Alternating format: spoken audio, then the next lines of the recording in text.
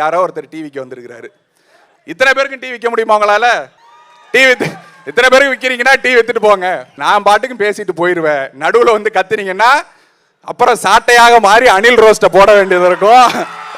அதனால உங்களை இங்க கணக்கில் கொள்ளல, உங்களை விட்டுட்டு போறேன். அதனால நீங்க வந்துட்டு அதெல்லாம் கொண்டு வராதீங்க. நான் ஏன் இது நிகழ்ச்சிகரமான கூட்டம் அப்படின்னு நான் சொன்னேன்னாக்க, தென் மண்டலத்தில் அண்ணன் எங்க போனாலும் சரி, எங்கெல்லாம் அண்ணன் போகிறார்களோ அங்கெல்லாம் அடர்த்தியான மிக அடர்த்தியான கூட்டங்கள், மொத்தமாக அந்த சாலைகள் நிரம்பி மொத்தமா நிக்கிற கூட்டம்.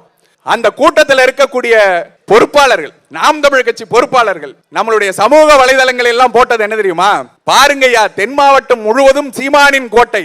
நீங்கள் சென்னையிலோ அல்லது வட மாவட்டங்களிலோ வேற எங்கேயாவது இப்படியான கூட்டத்தை காட்ட முடியுமா? சோடி போட்டுக்குமான்னு கமெண்ட் எல்லாம் போட்டாங்க. அண்ணே, சோடிக்கு நாங்க ரெடி, போட்டு பாப்போமா? நீங்க எடுத்து பாருங்கள் அன்பு சொந்தங்களே. சென்னைக்குள்ள, மொத்த சென்னைக்குள்ள, தாம்பரம் மாநகராட்சியும் சேர்த்துக்கோங்க, தாம்பரத்துக்குள்ள சென்னைக்குள்ள ஒரு தலைவன், அதுவும் நீங்கள் எங்களை தீவிரவாதி என்று சொன்னவரை தலைவனாக ஏற்றுக்கொண்ட தலைவன், நீங்கள் இந்தியாவிலே தடை செய்யப்பட்டதாக சொன்ன இயக்கத்தை தலைவனாக கொண்ட தலைவன், எந்த புலிக்கொடி இறங்கி விட்டது என்று சொன்னீர்களோ அந்த புலிக்கொடியை தூக்கி பிடித்த தலைவன் ஒரு கூட்டத்தை நடத்துகிறார். எல்லா உளவுத்துறையும் மறக்காம எழுதிக்கோங்க, மறக்காம எழுதி கொண்டு போய் ரிப்போர்ட்டை கொடுங்க. இதே இடத்தில் முதல்வர் அவர்கள் கூட்டம் போடணும்னு சொல்றாரு, நீங்க அதை மறுப்பீங்களா அப்படின்னு கேட்டா, இல்ல நாங்க அப்ப கன்சிடர் பண்ணுவோம். அப்போ வருவது முதல்வராக இருந்தால் நீங்கள் கூட்டத்தை நடத்துவீர்கள் என்றால் அந்த இடத்தில் முதல்வராக அண்ணன் சீமானை உட்கார வைத்து நாங்கள் கூட்டத்தை நடத்துவோம். நீங்கள் பார்ப்பீர்கள் என் அன்பு சொந்தங்களே. ஏன்னா இங்க வந்து நிற்கக்கூடியது தற்கொலை கூட்டம் அல்ல, தலைவர் பிரபாகரனின் பிள்ளைகள், அண்ணன் சீமானின் தம்பிகள். ஒரு அசம்பாவிதம் நடக்காது. நீங்கள் காவல்துறையில இத்தனை பேரெல்லாம் இறக்க தேவையில்ல, நீங்கள் வாட்டுக்கும் போய் நாற்காலியை போட்டு உட்காருங்கள், எங்கள் தம்பிகள் அதை பார்த்துக் கொள்வார்கள் என்று உத்தரவாதத்தை கொடுத்தேன். அதன்படியே நடக்கிறது. அம்மையார் பிரேமலதா விஜயகாந்த் அவர்கள் திமுகவை சேர்ந்த அத்தனை பேருமே கஞ்சா கடத்தும் ரவுடிகளாக தான் இருக்கிறார்களே ஒழிய அந்த கட்சி என்ன ஒரு நல்ல உதாரணத்தை மக்களுக்கு எடுத்து கூறி இருக்கிறது என்பதை மக்கள் முன்னாடி நான் கேள்வி கேட்கிறேன். எது கேட்டாலும் நாங்கள் நல்ல கட்சி, யோக்கியமான கட்சி என்று சொல்கிறாரே முதலமைச்சர் ஸ்டாலின் அவர்களே. நம்ம கிராம பக்கத்துல ஒரு பழமொழி உண்டு, யோக்கியன் வரான் சொம்பெடுத்து உள்ள வைங்க சொல்லுவார். அது மாதிரி யோக்கியம் வரான் சொம்ப தூக்கி வெள்ள வையே. திமுகவில் இருக்கும் அத்தனை பேருமே கஞ்சா கடத்தும் ரவுடிகளாகத்தான் இருக்கிறார்கள். இது நான் சொல்லல, உங்களுடைய பிரேமலதா விஜயகாந்த் அவர்கள் தான் சொல்றாரு. இங்க திமுகவுல நான் பரம்பரை திமுக, நான் வந்துட்டு உதயசூரியனுக்கு தான் ஓட்டு போடுவேன்னு சொல்லிக்கிட்டு திரிஞ்சவர்களே, என் அன்பு சொந்தங்களே, இன்னைக்கு முரசு சின்னத்துல ஓட்டு கேட்டுட்டு திரியக்கூடிய திமுக நபர்களே, நாளைக்கு ஏறி இந்த இடத்துல மேடையை போட்டு பேசுங்க, நாளைக்கு ஏறி சொல்லுங்க, இந்த பிரேமலதா விஜயகாந்துக்காக தான் நாங்க ஓட்ட கேட்கிறோம், எங்களை கஞ்சா குடிக்கின்னு சொன்ன, எங்களை கஞ்சா கடத்து ரவுடிகள் சொன்ன பிரேமலதா விஜயகாந்துக்காக தான் நாங்க ஓட்டு கேட்கிறோம்னு இந்த இடத்துல மேடையை போட்டு பேசுங்க. சரி, அடுத்ததாக நிற்கக்கூடியவர் யார் அப்படின்னு எடுத்து பார்த்தோம்னாக்க, இரட்டை இலை சின்னத்திலே ஐயா வெங்கடேசன் அவர்கள் நிற்கிறார். அவர்கிட்ட கேட்கிறாங்க, என் அன்பு சொந்தங்களே, இந்த பல்லாவரத்தை பற்றி உங்களுக்கு என்ன தெரியும்? இந்த பல்லாவரத்தில் இருக்கக்கூடிய மக்களை பற்றியோ அல்ல பல்லாவரத்தில் இருக்கக்கூடிய பிரச்சனைகளை பற்றியோ உங்களுக்கு எப்படி தெரியும் அப்படின்னு கேட்டாக்க, தெரியுங்க, பல்லாவரத்தை பத்தி எனக்கு நல்லா தெரியும். எப்படி தெரியும்? நான் கோர்ட்டுக்கு போகும்போது இந்த பல்லாவரம் ரோட்டு வழியா தான் போயிருக்கேன், அப்ப இந்த பல்லாவரத்தை பார்த்திருக்கிறேன், அதனால எனக்கு பல்லாவரத்தை தெரியும் அப்படிங்கிறார். அவ்வளவுதான் அவருடைய பல்லாவரத்தை பற்றிய அறிவு. என் அன்பு சொந்தங்கள் சிந்திச்சு பார்க்கணும், இவங்கெல்லாம் தான் உங்களுடைய வேட்பாளரா அப்படிங்கிறது. கீழ்கட்டளையில தொடங்கி திருநீர்மலை வரைக்கும், அனாபுத்தூர்ல தொடங்கி திருச்சூலம் வரைக்கும் என்னுடைய காலடி தடம் படாத இடம் இல்லை என்பது அளவுக்கு பல்லாவரத்தில் இருக்கும் அத்தனை பிரச்சனைகளையும் அத்தனை நுணுக்கங்களையும் அத்தனை தெருக்களையும் அறிந்து வைத்திருக்கிறேன். உதாரணம் உங்களுக்கு சொல்ல வேண்டும் என்றால் நல்லா யோசிச்சு பாருங்க. நீங்க வந்தா என்ன செய்வீங்க அப்படின்னாக்க, முதல் விஷயம் நீர் மேலாண்மை தான் நாம் தமிழ் கட்சியினுடைய முதல் தத்துவம். அந்த முதல் தத்துவத்தின் அடிப்படையிலே நீர் மேலாண்மையை முதலில் கையில் எடுப்போம். நாகல்கேணி நீங்க ஒரு பகுதி இருக்கு, இந்த நாகல்கேணி பகுதியில் இருக்கக்கூடிய தோல் பதனிடும் தொழிற்சாலைகள் இருக்கு. அந்த தோல் பதனிடும் தொழிற்சாலைகளில் இருந்து வெளிவரக்கூடிய கழிவுகள் மொத்தமாக மழைநீர் வடிகால்கள் வழியாக கொண்டு போய் பல்லாவரம் முழுவதுக்கும் சேர்க்கப்படுது. அந்த பல்லாவரம் முழுவதற்கு எப்படியாக சேர்க்கப்படுதுனாக்க நாகல்கேணியிலேருந்து வரக்கூடிய தண்ணி நேரா ராயப்பேட்டை ஏரிக்கு, ஜமீன் ராயப்பேட்டை ஏரிக்கு வருது. இந்த ஜமீன் ராயப்பேட்டை ஏரியிலேருந்து அப்படியே புத்தேரிக்கு போகுது, புத்தேரிலேருந்து கீழ்கட்டல் ஏரிக்கு போகுது. இந்த கீழ்கட்டல் ஏரி முழுக்க ரசாயனம் கலந்த, கழிவு மட்டும் கிடையாது, ரசாயனம் கலந்த தண்ணீர் நேரடியாக வந்து சேருகிறது. இதனால என்ன பிரச்சனை அப்படின்னு கேட்டீங்கன்னா, அந்த ஏரிகள் இருந்தா மக்களுக்கு குடிநீரும் குளிக்கிறதுக்கு தண்ணியும் போய் சேருது. அப்போ இங்க இருக்கக்கூடிய சரும பிரச்சனைகளுக்கு, இங்க இருக்கக்கூடிய புற்றுநோய்க்கு, இது எல்லாத்துக்கும் காரணமாக இந்த கழிவு நீரும் ரசாயனம் கலந்த தண்ணீரும் மாறிக்கொண்டிருக்கிறது. நான் வந்தால் அதை தடுத்து நிறுத்துவேன். முதல் வேலை அதுதான். சரி, இதை செய்யறது மூலமா என்ன நடந்துரும் அப்படின்னு கேட்டீங்கன்னாக்க, தண்ணீரை நல்ல தண்ணீராக மாற்றுவதன் மூலமாக, ஏரிகளை ஏரிகளாக மாற்றுவதன் மூலமாக உங்களுக்கு என்ன கிடைக்கும் அப்படின்னு பாத்தீங்கன்னாக்க, நல்ல உயிர் சூழல் உருவாகும். இன்னைக்கு தேதியில ஏரியில் உள்ள போய் பாத்தீங்கன்னா வெறும் குப்பைகளும் சாக்கடைகளும் தான் இருக்குது. ராயப்பேட்டை ஏரியிலே 2 பகுதி இருக்குது. வடக்குல இருக்கிற பகுதியை கூட நீங்க ஓரளவுக்கு ஏரின்னு சொல்லிடலாம். ஆனா தெற்குல இருக்கிற பகுதியில நடுவுல சுடுகாடை வச்சிருக்கான். சுடுகாடு எங்கெல்லாம் வைக்கிறானோ அங்கெல்லாம் குப்பையை போடுவான். குப்பையை போட்டு அந்த ஏரி கொள்ளளவு மொத்தத்தையும் ஆக்கிரமிச்சு வச்சிருக்கான். இது நகராட்சியே செய்யுது. இப்ப இதை நம்ம தடுத்து அந்த ஏரியை மீண்டும் ஏரியா மாற்றுவதன் மூலமாக ஜிஎஸ்டி ரோடுக்கு இந்த பக்கம் தேங்கக்கூடிய மொத்த தண்ணீரும், மழை பெஞ்சிச்சுன்னா தண்ணி தேங்குது இல்ல, அந்த தண்ணீர் மொத்தமும் கால்வாய் வழியாக ஓடும். இந்த கால்வாயில் படிந்திருக்கக்கூடிய கசடுகளை நீக்குவதன் மூலமாக மழை தண்ணீர் தேங்குவதை, மழை நீர் வீணாவதை தடுக்க முடியும். ஏரிகளில் தேக்கி ஏரிகளில் நிலத்தடி நீராக மாற்ற முடியும். இன்னைக்கு தேதியில ஏரிக்குள்ள போனீங்கன்னா ஒரு மீன் கிடையாது, ஒரு தவளை கிடையாது, தட்டாம்பூச்சி கிடையாது. அதனால என்ன, கொசுக்களின் லார்வாக்கள் அதிகமாக வளர்ந்து கொண்டிருக்கிறது. இந்த கொசு லார்வா அதிகமாகிறதுனால சுகாதார கேடு, உங்களுக்கு உண்டான டெங்கு, மலேரியா, காய்ச்சல் இது எல்லாத்தையும் உருவாக்குது. என் அன்பு சொந்தங்களை நல்லா யோசிச்சு பாருங்க. நான் சொன்னது ஒரே ஒரு திட்டம். என்னது? இந்த நாகல்கேணியிலிருந்து வரக்கூடிய கழிவு நீரை நான் தடுத்து நிறுத்துவேன் அப்படின்னு. இதை தடுத்து நிறுத்தினது மூலமாக எத்தனை பிரச்சனைகளுக்கு உண்டான தீர்வுகள் வருதுங்கிறத நீங்க நல்லா யோசிச்சு பாருங்க. அப்ப அத்தனை பிரச்சனைகளுக்கும் ஒற்றை தீர்வாக இதை மாற்ற முடியும். அதே போல இங்க பல்லாவரத்தில் இருக்கக்கூடிய மிகப்பெரிய பிரச்சனையாக இருப்பது குடிநீர் பிரச்சனை. நாம் தமிழ் கட்சி சொல்லுது, இலவசங்களை நாங்கள் அள்ளி கொடுக்க மாட்டோம், ஓட்டுக்கு 1000 2000 கொடுக்க மாட்டோம், ஆனால் நல்ல குடிநீரை இலவசமாக கொடுப்போங்குது. அதை நான் வந்தால் இந்த பல்லாவரத்தில் நிறைவேற்றி காட்டுவேன். அன்பு சொந்தங்களே, குடிக்கிற தரத்தில் கழிவு நீர் கலக்காத தண்ணீரை உங்கள் வீட்டுக்கு கொண்டு வந்து தருவேன். உதயசூரியன் சின்னம் பாத்திருக்கீங்களா? அந்த உதயசூரியன் சின்னத்துல 2 மலை இருக்கும். அதுல ஒரு மலையை மொத்தமா தின்ட்டாங்க, இன்னொரு மலை இருக்கு திருப்பியே வந்துட்டாங்க அப்படின்னா அந்த மலையும் திண்டு போயிடுவாங்க.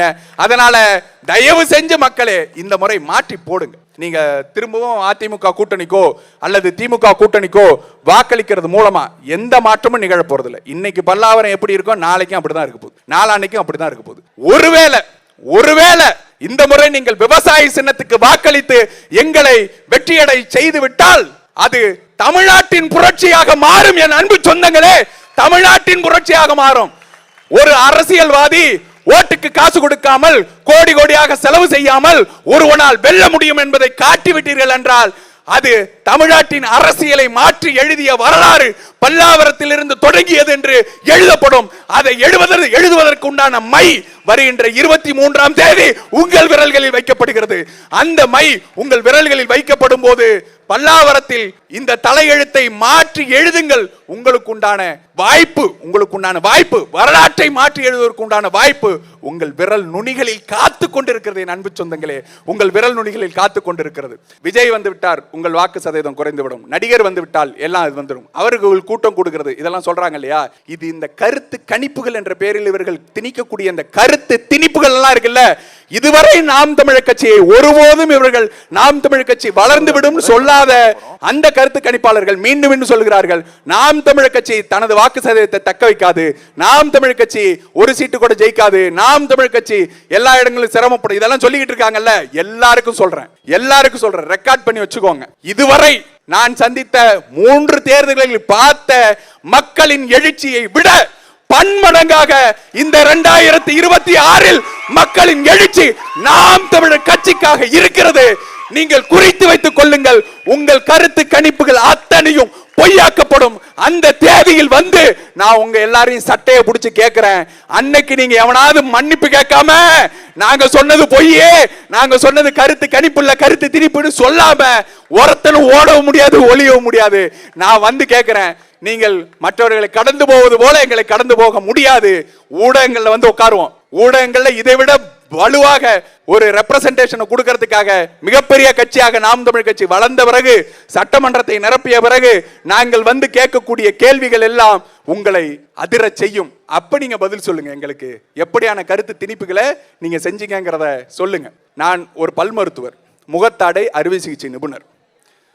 வெளிப்படையா சொல்றேன், நல்லா சம்பாதிக்கிறேன்,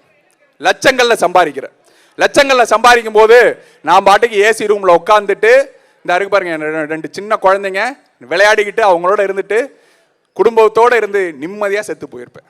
ஆனால் இந்த தெருக்களில் வந்து கத்துவதற்கு காரணம் என்ன தெரியுமா? இந்த பாழா போன அண்ணன் சீமான் தான். அவருக்கு ஒரு கனவு இருக்கிறது. இந்த தமிழ்நாட்டை தமிழன் ஆள வேண்டும், இங்கே தமிழ் உயர வேண்டும், இங்கே மண்ணை காக்க வேண்டும், மரத்தை காக்க வேண்டும், மலைகளை காக்க வேண்டும், அடுத்த தலைமுறைக்கு உண்டான பூமியாக இந்த பூமியை மாற்றி நிறுத்த வேண்டும் அப்படின்னு அவருக்கு ஒரு கனவு இருக்கிறது. அந்த கனவை எங்கள் கண்கள் வழியாக பார்க்க வைத்து விட்டார். அந்த கனவு எங்களை தூங்க விட மாட்டேங்குது. ஓட சொல்லுது. தெருவா நின்னு கத்து, வெயில பார்க்காத, மழையை பார்க்காத அண்ணன் இவ்வளவு தூரம் உழைக்கிறாரு. 15 ஆண்டு காலமாக அந்த மனுஷன் தொடர்ந்து உழைச்சு கொண்டே இருக்கிறாரு. அவரோட கையை விட்டாத, ஓடு, அவர் கூடவே ஓடு, இந்த மண்ணை மாற்றி காட்டு என்று அந்த கனவு எங்களை துரத்தி கொண்டிருக்கிறது. என் அன்பு சொந்தங்களே, ஒரு தலைமுறையை வாழ வைப்பதற்கு, அடுத்த தலைமுறைக்காக இந்த பூமியை பூமியாக விட்டு செல்வதற்கு, காற்றை காற்றாக விட்டு செல்வதற்கு ஒரு சுயநலன் கூட வச்சுக்கோங்களேன். எனக்கு 2 குழந்தை இருக்குன்னு சொன்னல, அந்த பிள்ளைங்க வளரும் போது ஒரு பாதுகாப்பான ஒரு நகரமாக இந்த நகரத்தை மாற்றுவதற்கு, கஞ்சா போதை இல்லாத ஒரு நகரமாக இந்த நகரத்தை மாற்றுவதற்கு, சாராய போதை இல்லாத ஒரு நகரமாக இந்த நகரத்தை மாற்றுவதற்கு ஒரு அரசியல் தூய்மை தேவைப்படுகிறது. இறங்கிட்டோம், படித்தவர்களாக, இளைஞர்களாக, நல்லவர்களாக வந்து நின்றுட்டோம். இன்னும் உனக்கு எங்கள்ட்ட என்ன தேவை? இன்னும் உங்களுக்கு என்ன தேவை எங்கள்ட்ட சொல்லுங்க. நேர்மையாளர்களா வந்து நிக்கிறோம், ஓட்டுக்கு காசு கொடுக்காம நிக்கிறோம், எந்த லஞ்ச ஊழல் செய்யாதவர்களா இருக்கிறோம், குற்ற பின்னணி இல்லாதவர்களா இருக்கும். என்னதான் வேணும்னு எதிர்பார்க்கிறேன்? என்ன வேணும்? உனக்கு ஓட்டு காசு கொடுத்து தான் ஜெயிக்கணுமா? என்னாலையும் செலவு பண்ண முடியுங்க. நான் இன்னைக்கு தேதியில நினைச்சா ஒரு 20 கோடி 30 கோடி கடனை உடனே வாங்கி கூட, சொத்தெல்லாம் அடகு வச்சு கூட 20 கோடி 30 கோடி வாங்கி செலவு பண்ணி வென்ற முடியும். வென்றுட்டேன். வென்ற முதல் நாள் எனக்கு என்ன தோணும்? செலவு பண்ண 20 கோடியை எப்படா எடுக்கிறது? இந்த 30 கோடியா 40 கோடியா எப்படா மாத்துறது?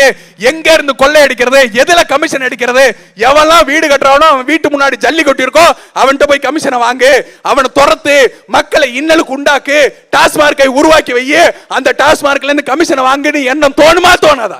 இப்ப தெரியுதா மத்த வேட்பாளர்கள் வென்று வந்தா ஏன் மாற்றம் நிகழ மாட்டேங்குதுன்னு? இப்ப தெரியுதா? அவன் 20 கோடி 30 கோடி செலவு பண்ணிட்டு வர்றான்னா அந்த 20 கோடியை 50 கோடியாக மாற்றுவது எப்படி? தன் அடுத்த தலைமுறைக்கு சொத்தை சேர்த்து வைக்கிறது எப்படின்னு நினைப்பான தவிர அடுத்த தலைமுறைக்கு இந்த நாட்டை நாடாக மாற்றணுங்கிற எண்ணம் வராது. அந்த எண்ணத்தை கொண்டு வரணும்னா என்ன பண்ணணும்? நேர்மையாளன்னு நிக்கணும். இன்னைக்கு தேதியில நாங்கள் அதிகபட்சமாக 5 லட்சமோ 10 லட்சமோ செலவு பண்றோம்னா எங்களால் மிக எளிதாக அதை சம்பாதிச்சுக்க முடியும். இன்னும் சொல்ல போனா நாங்கள் செலவு பண்ணக்கூடிய காசு எங்களோட காசு இல்ல. என் அன்பு சொந்தங்களே, இங்க நிக்கிறாங்க பாருங்க, இந்த மக்கள் அத்தனை பேரும் பேராதரவோடு கொடுக்கிறாங்க.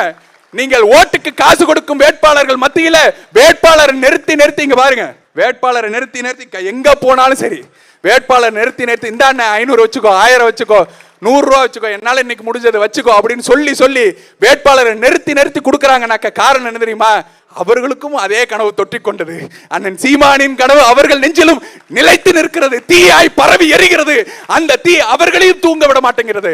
அப்ப என்ன பண்றாங்க? வேட்பாளர் நிக்கிறவன், ஒன்னால டீக்கு காசு கொடுத்துக்கோ, இந்த சாப்பாட்டுக்கு வச்சுக்கோ, கூடவே ஓடி வர்றவங்களுக்கு ஏதாவது வாங்கி கொடுன்னு சொல்லி வேட்பாளர்களுக்கு காசை தேடி கொடுக்கக்கூடிய ஒரு கட்சியாக நாம் தமிழ் கட்சி மாறி நிற்கிறது என்றால், ஒரு கட்சி ஒருத்தன் செலவு செஞ்சுட்டு வந்தேன்னா நான் நாளைக்கு கேட்பேன், நீங்க எல்லாம் என்னடா கேள்வி கேட்கறீங்க, நான் தானே வந்துட்டு இங்க எல்லா செலவு பண்ணிட்டு வந்தேன் அப்படிங்கிற கேள்விகளை கேட்பேன். ஆனா இத்தனை பேரும் சேர்ந்து செலவு பண்ணி என்னை வந்துட்டு வெளில வைக்கிறாங்கன்னா அத்தனை பேரும் சட்டையை பிடிச்சி கேட்பாங்க, ஏன் காசு இல்லாதனாடா நீ எம்எல்ஏ ஆன, மக்களுக்கு நல்லது செய்யாம நீ எப்படா ஓடி போவன்னு அத்தனை பேரும் கேட்பாங்க.